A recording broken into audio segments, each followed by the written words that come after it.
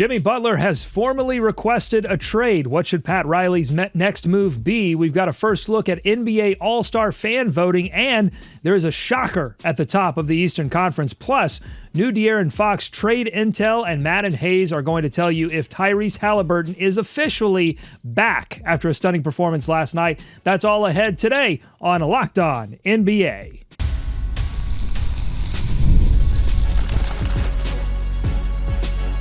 You are Locked On NBA, your daily NBA podcast. Part of the Locked On Podcast Network, your team every day.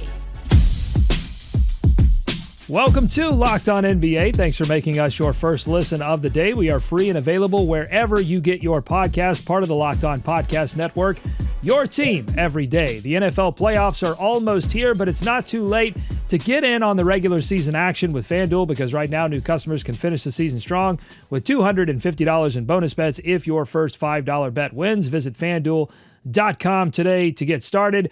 I'm Doug Branson, host of Locked On Hornets and your Shot Clock Sherpa, guiding you through the NBA's biggest stories with the help of Locked On's local experts. And with me are two of Locked On's premier national NBA experts from the Locked On Nuggets podcast and senior NBA writer for the Action Network. We've got Matt Moore. And from the Locked On Bulls podcast, it is Hayes. Matt and Hayes, we've got a lot to get to in this show, and we're going to start with the big news. Jimmy Butler had a lot to say after a Heat loss to the Pacers last night. In a post-game press conference, he discussed his displeasure with his role on the team and with reports that team officials believe he isn't playing hard enough. After the presser, ESPN reported that Butler has formally requested to be traded and is not providing a list of teams he prefers to be traded to. We're going to hear from Locked On Heat in just a moment, but I want to go to Matt and Hayes first. I think both of you expected this situation to get here, but how do you think it should end? If you were advising the Heat right now, how would you handle the next few weeks? Matt, we'll start with you. Get him out of there. Ship him out. Best offer. You put a deadline, right? So you can give him some time, give him 10 days, and say in 10 days, we're trading Jimmy Butler. We want your best offers right now, and then dump him. And I say this just from the perspective of he's an expiring contract for a 35-year-old looking for a big deal who is an enormous pain in the behind. He is an incredible pain to be around and has been so in every team and every locker room he's been on. If Miami can't handle him, nobody can. So you drop him as quickly as possible, because otherwise the rest of those guys in that locker room are going to start going, so we're not trying to win this year. We're just like stuck in this limbo area, and they're going to start looking for, I got to take care of mine. And once that happens, your whole season's derailed. If you want to have hope for the future, if you want to start building towards something else, if you want to figure out what you've actually got, you got to move Jimmy Butler, and you got to move him in the next 10 days. I mean, you have to move him. Like, Jimmy Butler can become such a distraction. Once Jimmy Butler reaches that period of wanting out, there is no turning back. And it just is. It's been proven at every stop that he's been on. Chicago, Minnesota, Philly. Ask all those teams how it is once Jimmy Butler has made it known that he's not happy there and he wants to get out. You can't allow that. He culture is great, and it's a thing that we all believe in for a reason. Jimmy Butler is the one player that can absolutely disrupt that completely. You do not want the rest of your season to go down the toilet, no matter what the outcome is, of having to deal a whole season with unhappy Jimmy Butler. You just can't do it. You can't do it to your players. You owe your players more than that. You owe your fan base more than that. Jimmy is about to start doing Jimmy Butler stuff, and it's not going to be pretty at all. Already is. We're already there. Yeah, it feels like we are already there. And this situation also did not surprise Wes and David over at the Locked On Heat podcast. But one thing about Jimmy's press conference did stand out to them as being a little different. Let's take a listen to that. This entire time, Jimmy Butler's issue has been with Pat Riley and that front office that refused to entertain a contract extension back in the spring and was never given that. And then he was obviously called out by Pat Riley at his end of season press conference. That relationship was severed at that moment and has not recovered since then. But this is the first time we've heard Jimmy Butler attack Eric Spoelstra. And that part is really interesting here. And I don't know if Jimmy Butler is actually upset or if he's just kind of casting a wide net here and just burning the whole thing to the ground. This has gone beyond just a distraction. It's clear from Bam's response, from Tyler's response, and now from Jimmy himself, like that he's joyless out there and does not want to be here well, you cannot just keep this guy on the roster. You have to be able to use this opportunity to restart your team. And if you can't, then this might be the beginning of the end for this front office. All right, Hayes, I want to go back to you for your reaction to that clip. And specifically, I'll give you one more piece from that podcast. Wes and David also speculated this could all end with very little in return for Miami because they're being forced at this stage to move him. What kind of leverage remains for Pat Riley? And are you sort of in line with Matt that they have to move him as quickly as possible, even if that means that they're not getting as much back in return, can't reset the roster as David suggests they do there?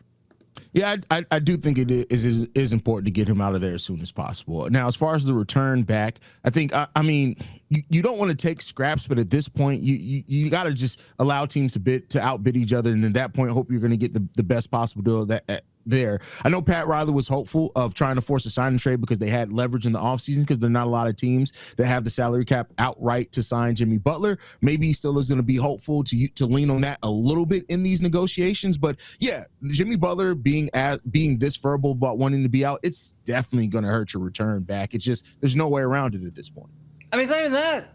He's 35 years old. He wants a big money contract. He's an expiring contract. He's got a player option for the summer. You don't control whether he signs in for next year or not. Like, the contract is the biggest problem here, and that's why they need to be hammering down the Warriors' door. Like, Golden State, despite that win last night versus the Sixers, is still in disarray, and they know it. Offer Wiggins, Trace Jackson Davis, Moses Moody, and a protected first, and be done with it. Move on. Get some younger talent. Open yourselves up. Figure out a way to go towards the future. You're not going to get the kind of return back that you want. The hilarity of this after how they acted with the Dame trade too, I cannot get over. So Matt, what do you think about what David insinuates there, that if they can't get a deal done that sort of moves the franchise in a forward direction, they just have to bail on it, that it could signal sort of like a wounded gazelle, Pat Riley, like the beginning of the end of that front office? What do you think? Yeah, I mean, look, greats have been felled by nonsense, obnoxious superstars before. Darren Williams is the reason Jerry Sloan abruptly retired mid-season. Like, I will never forget that. Jerry Sloan was literally like, I'm the longest standing coach in the league, and I'm just going to walk away mid-season because I don't want to put up with you being such a pain in the ass.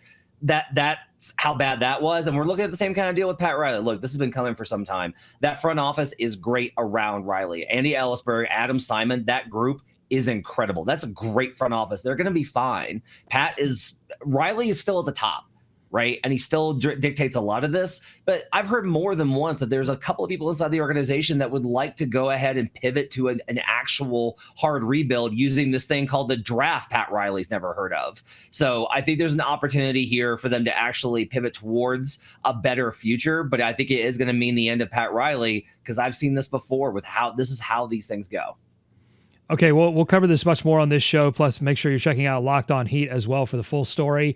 I do want to get to something that's kind of related, because Jimmy Butler was not the only disgruntled shooting guard last night being candid after a loss.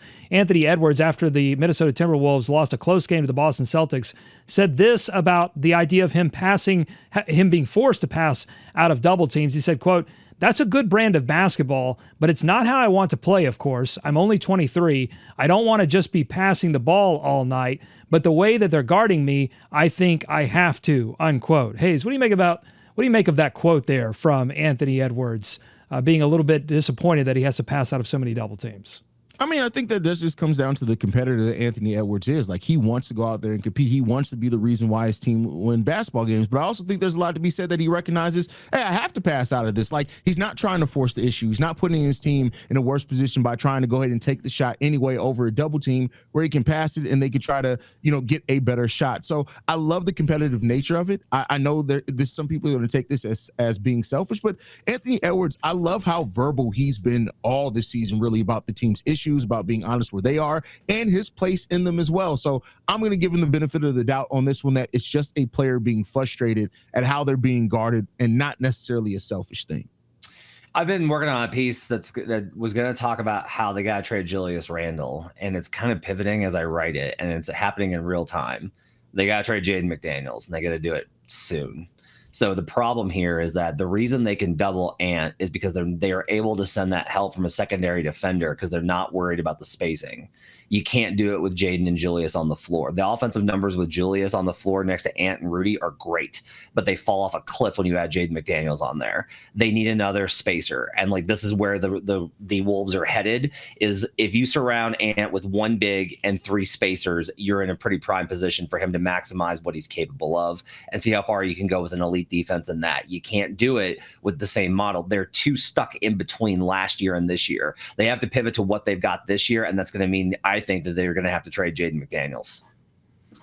So I like where Hayes' head is at on the Anthony Edwards thing, giving him credit there for being a competitor, because I think a lot of people have been quick to attack that quote as him being selfish as well.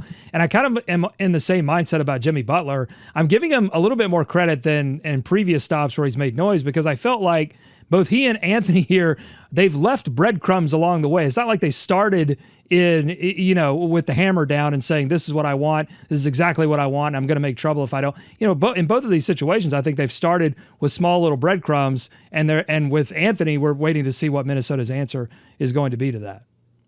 Matt, you have thoughts.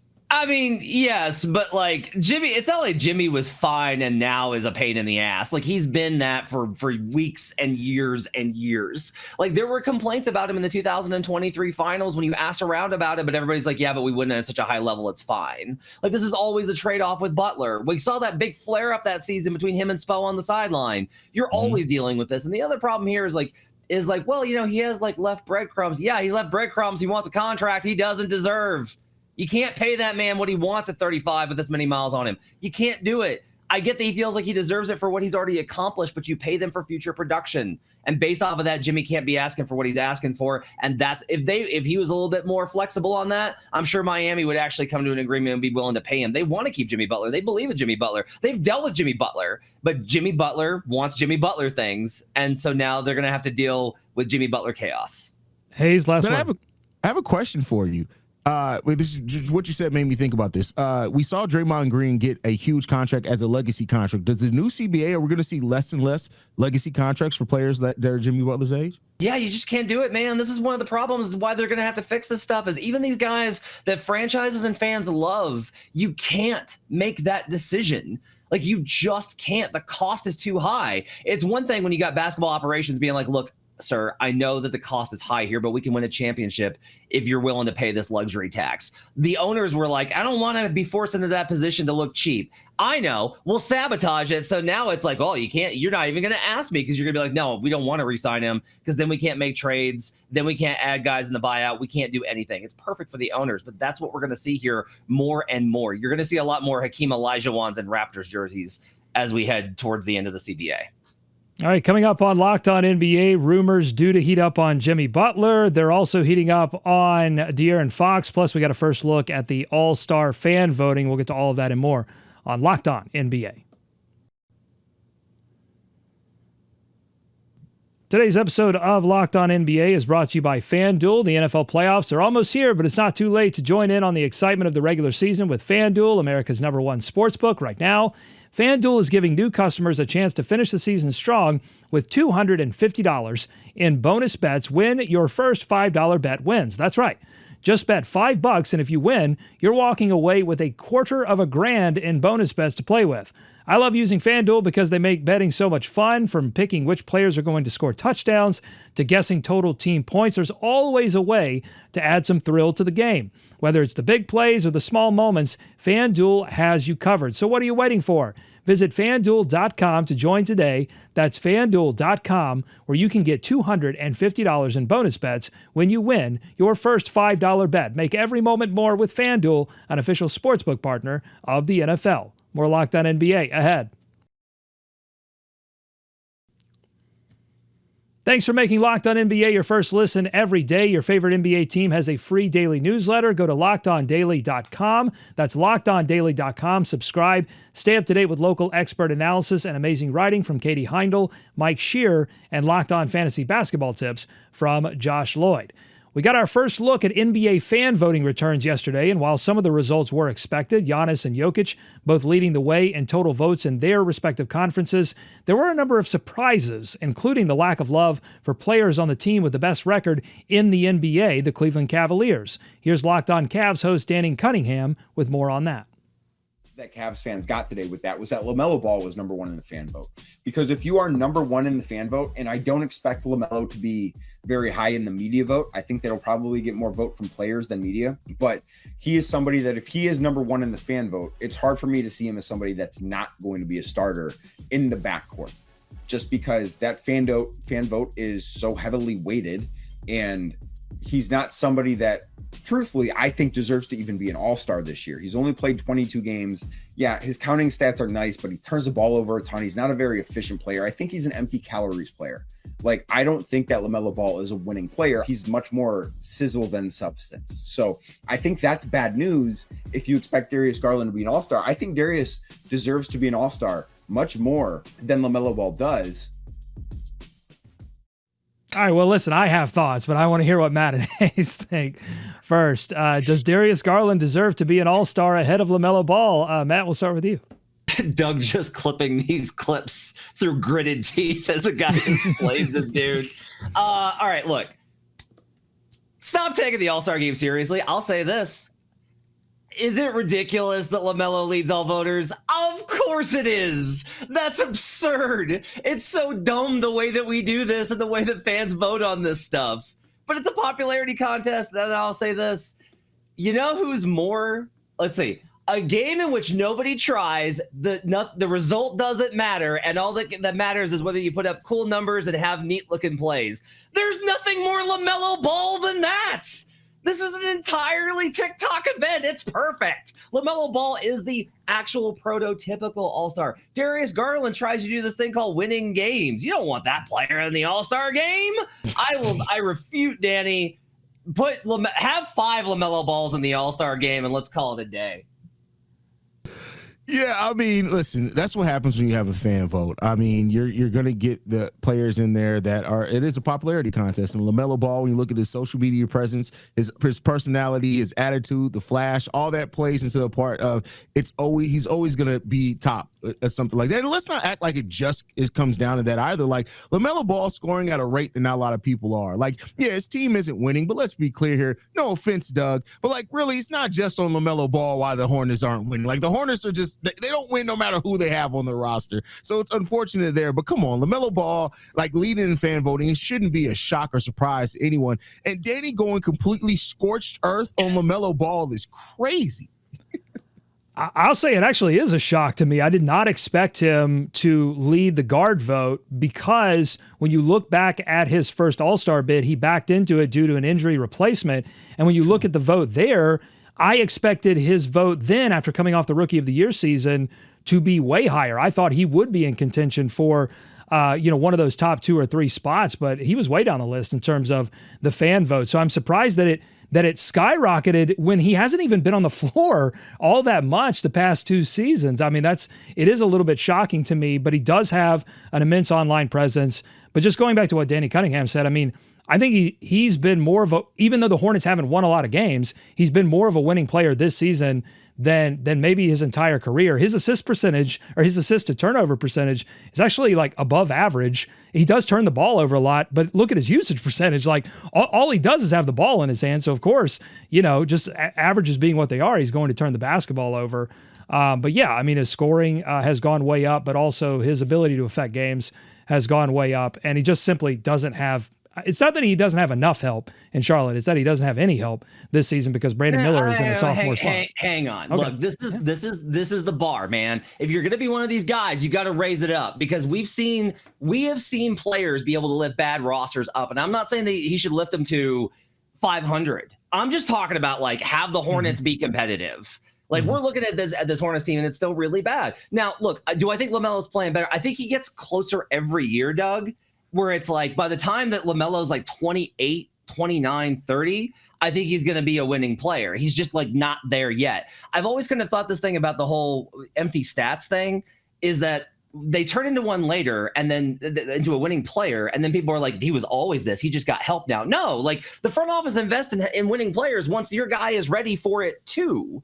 And like, there's guys on that roster that I actually like. Like, I didn't expect them to be this bad this year. And this has turned into a referendum on LaMelo, where it shouldn't be, because it's like LaMelo didn't ask to be voted number one on the All-Star game. I'm sure LaMelo would rather be winning games. But this is kind of the problem with it. But I will just say that, like, there's a middle ground here between Danny's scorched earth. He's completely empty stats. Why is he even in this conversation? We must lift up Darius Garland, who's like having a really great season, but come on now. LaMelo is a victim of his circumstance. I don't believe either one of those is true. Hayes, what's the most non-LaMelo shocking thing you saw out of the first returns? Honestly, Jordan Poole. Like the fact that Jordan Poole, and y'all know it's like, what, like, come on, like, he's not even putting up that great of numbers. He's on a team that isn't winning. Like, usually if a player is on a team that's losing that bad is there and voting, like they're having like an amazing season. Not to say that Jordan Poole's he's not having the season he did last year. You can tell he's clearly in a better mental place, but like that was the biggest surprise looking at that. Like I get it's the Eastern Conference, but Jordan Poole? Yeah, he was 8th among guards, one spot higher than Tyler Hero, who's having a pretty good season in Miami. Matt, what was your most non-LaMelo shocking thing you saw out of the first returns? I don't think we're going to get to this, so I'm going to make this this point now. Shai Gilgeous-Alexander leads all West guards, which you would expect for the number 2 MVP, right? He finished number 2 in the MVP last year. He's currently the favorite to win MVP this season. So I have a question. Why is this man not on television? Celtics Thunder on Sundays in the middle of the afternoon during an NFL Sunday. What are we doing? Like, stop trying to pretend that you understand what the fans want. They're telling you that they think Shai's awesome. It is apparent that Shai's awesome. Jokic is getting votes. Shai is getting votes. Stop ramming LeBron and Steph down our throats and let these young guys have some oxygen. I don't know why I'm fired up today. I'm just glad to have you back, Doug. Well, I appreciate it. Same thing goes for LaMelo Ball. I mean, Hornets 0 national TV games this season, I believe. Or the people deserve LaMelo Ball. I've never believed something more true than that. And when we first talked about voting, I said, don't be surprised at the power of the alphabetical order, that Ball and the scoring order, that they ordered the ballot by scoring, and Ball being up at the top, I thought would garner him a few extra votes. That's smart. There are so many local officials in everywhere that you live. There's so many local officials who are in office right now because they were Aaron Aronofsky and not, Zebediah. That is a genuinely really great point, Doug. That's awesome. I occasionally have them, but only as it relates to NBA All-Star voting. All right, coming up, we've got more on the show. We've got De'Aaron Fox trade rumors, but it's not the teams that we've been typically talking about. That's coming up on Locked On NBA.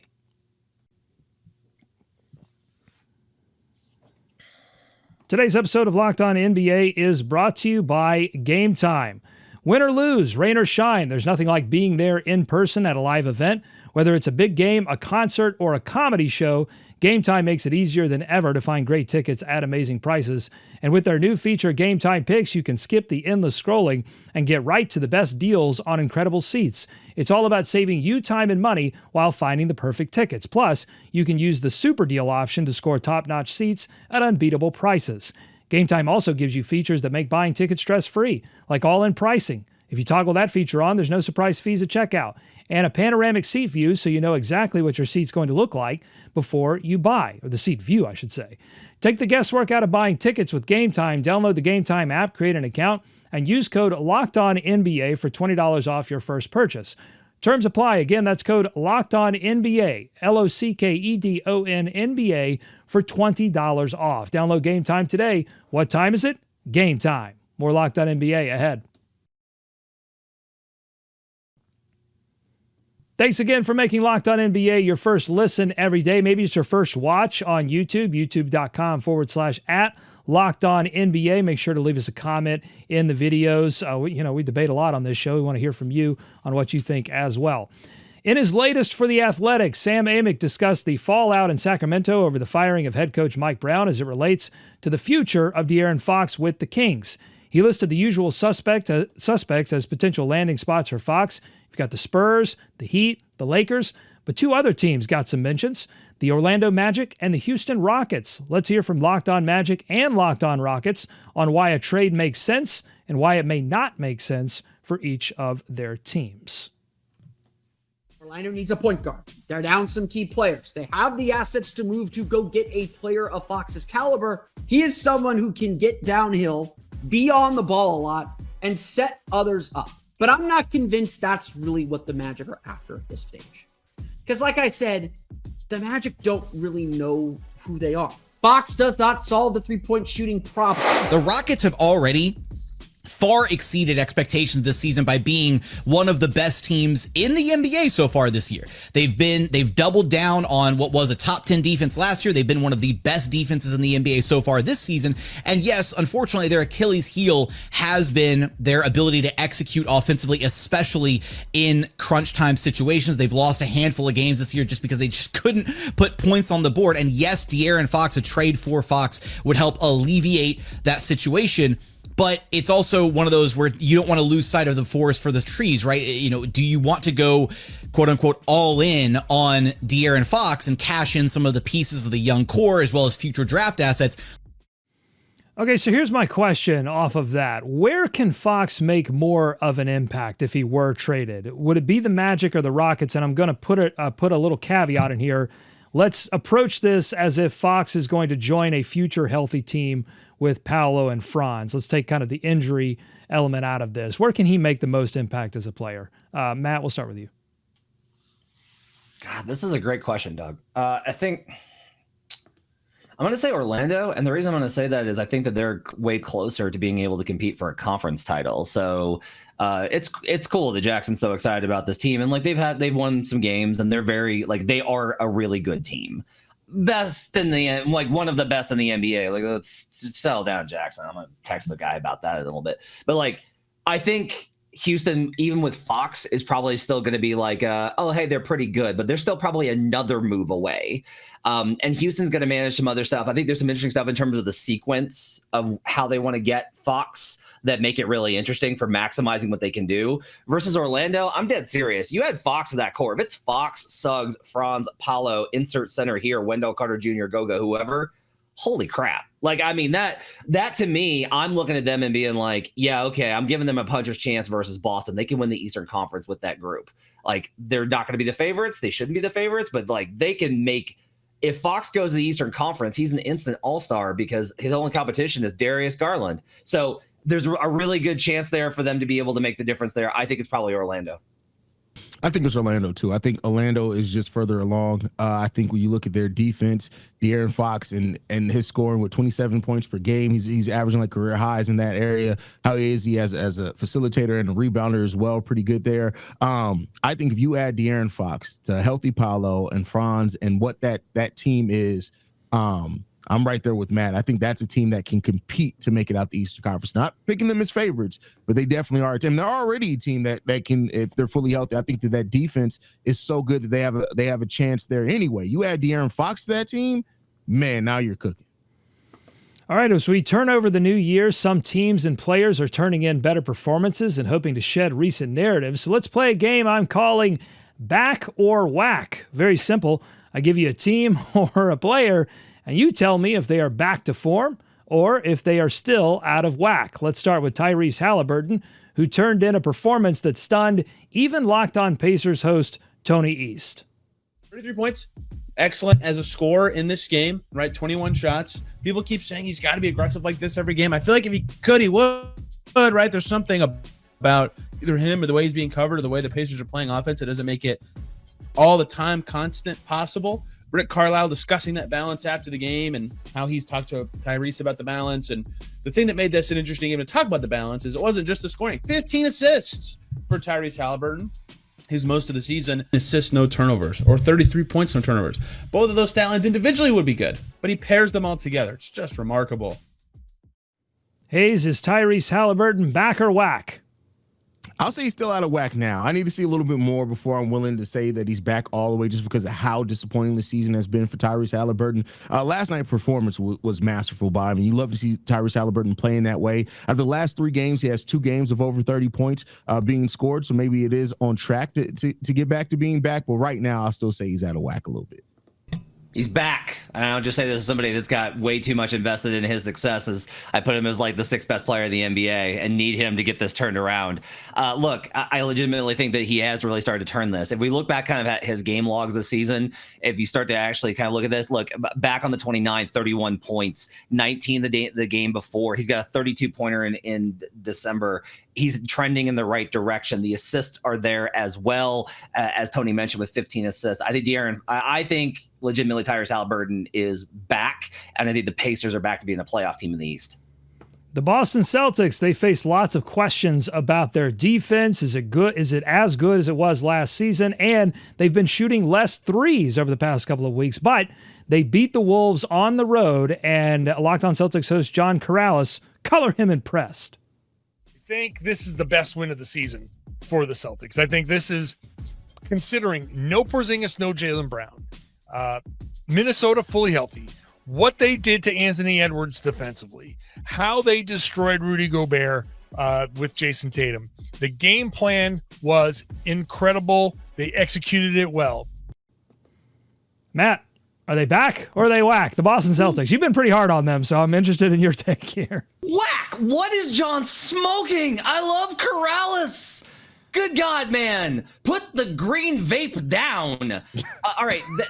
First off, let's start here. That offense has been not good this season at all. Minnesota puts up a 132.6 offensive rating last night. Boston won the same way that they always win. Made a bunch of threes. That's the way that they're always winning. Now, they can turn this on. John's been maintaining that they're just coasting. I don't agree. I think there's underlying problems. But they can definitely prove me wrong and turn that on. But don't start using, they won a game versus the Wolves, so their defense was good. They put up 115. What are you talking about, John? No way. This team is still, there are underlying issues here. Boston, again, needs to be the favorite in the East. But the idea they are back to last year, completely whack. I'm going to say they're back just because I think they never left. Like the Boston Celtics are who we thought they were. Like they're a good team. They're a great team. Like they're going to win a lot of games. They're probably going to come out the Eastern Conference. Like all that. Like back from like the Boston Celtics are the Celtics. But we do got a bone to pick with John. This is like the third time in the last 2 weeks John said this is the best win of the season. Like every win can't be the best win of the season, John. As somebody who does 5 Locked On NBA shows in one game night, I use a lot of John Corrales clips. Every game can't be the best win of the season, John. John is just like trying to be captain positive because he and look, again, the reason I'm kind of hard on this is I saw Denver media doing this last year too, where it was like there were slips and they were like, I think this but look at this, like they've really turned a corner. They held LaMelo Ball to only 43 points. And you're just like, what are you doing here? Well, what he's doing is he's trying to start the fire that doesn't exist within the roster. He's rubbing 2 sticks together furiously as fast as he can, trying to start the fire, get a little intensity going on in Boston. We'll see if it works. Last one. What's going on with the Milwaukee Bucks? They win the cup. Then Giannis gets a little dinged up. Damian Lillard is sick. They're both back in the lineup, but they drop a game to a broken Nets team. Are they back, or is this an injury blip, or are they still whack? Hayes. I'm going to still say that they're back. I think they're just dealing with the normal things that are going to happen over the course of NBA season. I would not be surprised looking at their upcoming games: Portland, Toronto, San Antonio, Orlando, New York. They'll probably win 3 out of those 5 games. We'll be talking about them being right back. I think they're just going through a little adversity now, but it's nothing compared to what they went to at the beginning of the season. So I'll still say they're back. I have no idea. I have zero idea. How do you expect you're going to get from this team night to night? At all. They finally get healthy and they lose. Like, they didn't just lose to the Nets. Nets were up like 20 on them.